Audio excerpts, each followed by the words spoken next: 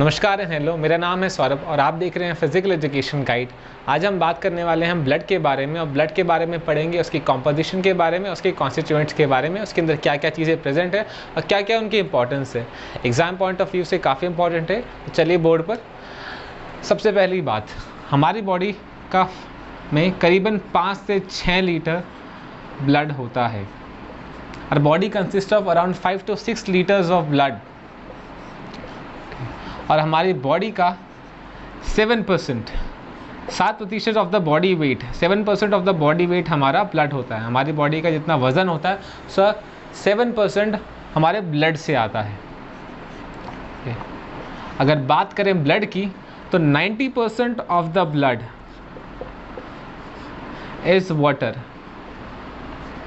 Blood का 90% पानी होता है ब्लड का। और लास्ट बात करें इसके बारे में तो पीएच की। पीएच क्या होता है? पीएच स्केल होता है जो किसी भी एक फ्लूइड के बारे में, किसी चीज़ के बारे में उसको एसिड या बेस में डिवाइड करता है। पीएच स्केल होता है जिसमें न्यूट्रल वैल्यू होती है 7। जो ब्लड होता है वो होता है हमारे पास 7.4। तो ब्लड की पीएच वैल्यू होती है वो 7.4 होती है और वो न्यूट्रल से थोड़ा आगे या स्लाइट बेसिक में कंसिडर किया जाता है। अब बात करते हैं ब्लड के कॉम्पोजिशन की। ब्लड हमारा ब्लड की कॉम्पोजिशन को 2 तरह से डिवाइड करते हैं। पहला है हमारा प्लाज्मा। प्लाज्मा ब्लड का मेजॉरिटी हिस्सा होता है with around 55% of the blood is plasma. In secondary हम बात करते हैं ब्लड सेल्स की, जिसके बारे में हम आगे भी बात करेंगे, WBC and RBC and platelets की। वो हमारे ब्लड का 45% हिस्सा होता है। अगर फर्दर डिवीजन की बात करें और इनको आगे डिवाइड करें तो जो 44% हमारे ब्लड सेल्स का होता है वो RBCs होते हैं, रेड ब्लड सेल्स होते हैं, और केवल 1% होता है WBC एंड प्लेटलेट्स। तो हमारे ब्लड का कॉम्पोजिशन जो है 55% हमारा प्लाज्मा होता है, 45% ब्लड सेल्स होते हैं, 44% RBC होते हैं एंड जस्ट 1% होते हैं WBCs एंड प्लेटलेट्स। आगे हम पढ़ेंगे इनके फंक्शंस के बारे में। ब्लड कॉम्पोजिशन में सबसे पहले बात करेंगे प्लाज्मा के बारे में। प्लाज्मा जो मेजर पार्ट है हमारे ब्लड का, अराउंड 55%, उसका काम क्या होता है और उसके बारे में कुछ जानेंगे। प्लाज्मा होता है लाइट येलो कलर का, लाइट येलो कलर का प्लाज्मा होता है ब्लड का। एंड प्लाज्मा का मेजर काम होता है न्यूट्रिएंट्स को, प्रोटीन्स को, हार्मोन्स को ट्रांसपोर्ट करना बॉडी में। जो न्यूट्रिएंट्स होते हैं हमारे पास, डिफरेंट न्यूट्रिएंट्स होते हैं, प्रोटीन होते हैं हमारे पास, इवन हार्मोन्स होते हैं हमारी बॉडी में। उन हार्मोन्स को पूरी बॉडी में ट्रांसपोर्ट करना डिफरेंट बॉडी पार्ट्स तक। और एक फंक्शन और होता है जो हमारे जो वेस्ट प्रोडक्ट्स होते हैं उसको कैरी करता है।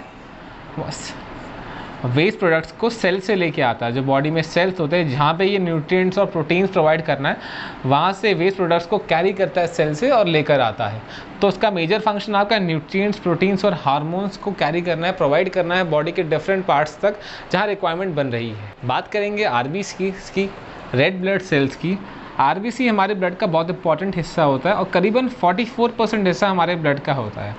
RBCs का केमिकल नेम होता है एरिथ्रोसाइट्स। काफ़ी बार एग्जाम में क्वेश्चन आता है कि RBCs का दूसरा नाम क्या है या फिर एरिथ्रोसाइट्स क्या होते हैं। RBCs कंस्ट्रक्शन होती है या हम कह ले फॉर्म होते हैं, ये होते हैं बोन मैरो में। बोन मैरो क्या होती है? बोन मैरो एक स्पॉन्जी टिश्यू होता है बोन के अंदर, जहाँ पे इसकी कंस्ट्रक्शन होती है, ब्लड सेल्स की कंस्ट्रक्शन होती है। RBCs का लाइफ स्पैन होता है 120 डेज़ का, करीबन 120 दिन का लाइफ स्पैन RBCs का होता है। और इनकी डेथ होती है आइदर स्प्लीन में और या फिर एंड लिवर में। स्प्लीन एंड लिवर में इनकी डेथ हो जाती है। स्प्लीन क्या होता है?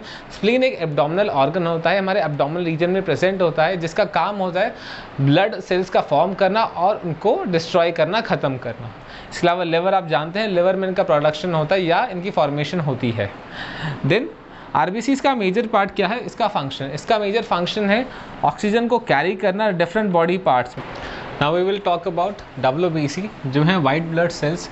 वाइट ब्लड सेल्स को ल्यूकोसाइट्स भी कहा जाता है। इसका केमिकल नेम क्या है? ल्यूकोसाइट्स। WBCs जो होते हैं, WBC उसका कंस्ट्रक्शन होता है हमारा स्प्लीन में और बोन मैरो में, जहाँ सेम RBC का होता है। स्प्लीन जो कि एब्डोमिनल ऑर्गन है एंड बोन मैरो।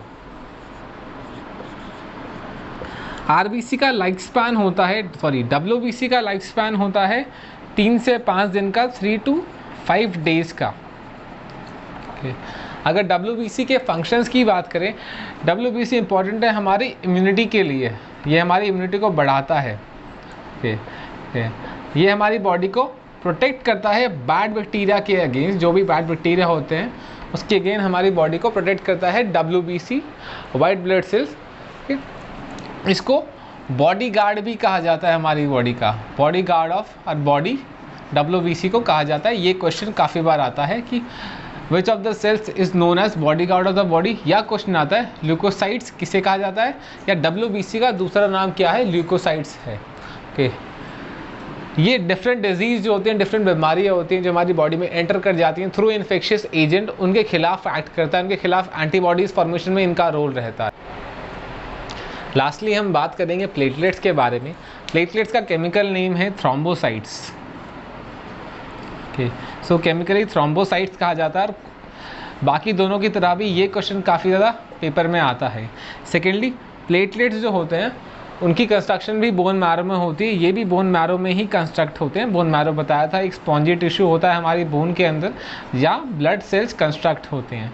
अगर प्लेटलेट्स की फंक्शन की बात करें तो ये coagulation and clotting of blood के लिए इंपॉर्टेंट होती हैं। कि क्लॉटिंग ऑफ ब्लड, जब हमें चोट लग जाती है, हमारे को ब्लीडिंग होती है, तो वहाँ पे ब्लडिंग क्लॉट्स बन जाते हैं जिससे ब्लीडिंग रुक जाती है। तो क्लॉटिंग और कोएगुलेशन ऑफ ब्लड के लिए प्लेटलेट्स इंपॉर्टेंट है। अगर हमारे अंदर प्लेटलेट्स की कमी होगी तो हमारा ब्लड फ्लो होता रहेगा, ब्लड निकलता रहेगा और वो क्लॉट नहीं होगा, वहाँ पे रुकेगा नहीं। इसके अलावा प्लेटलेट्स हमारी बॉडी में मेजर ब्लीडिंग को प्रिवेंट करते हैं मेजरली। और अगर बॉडी में हमारे डेफिशिएंसी हो जाए प्लेटलेट्स की, या कमी हो जाए, डिक्रीज हो जाए हमारे अंदर प्लेटलेट्स, तो क्या होगा, तो हमारे मेजरली जो बीमारी होती है हमें डेंगू हो जाता है। डेंगू के सिम्टम्स में भी होता है कि अगर किसी इंसान की प्लेटलेट्स गिर जाती हैं तो उसे मानिए डेंगू है, या फिर चांसेस है कि उसे डेंगू है। इसके अलावा और बीमारियां जो होती हैं जैसे चिकनगुनिया, वो भी प्लेटलेट्स के अंदर आ जाता है। ओके, तो इसके अंदर मेजर पार्ट था तुम्हारा प्लेटलेट्स को थ्रोम्बोसाइट्स कहते हैं। ये बोन मैरो में बनते हैं।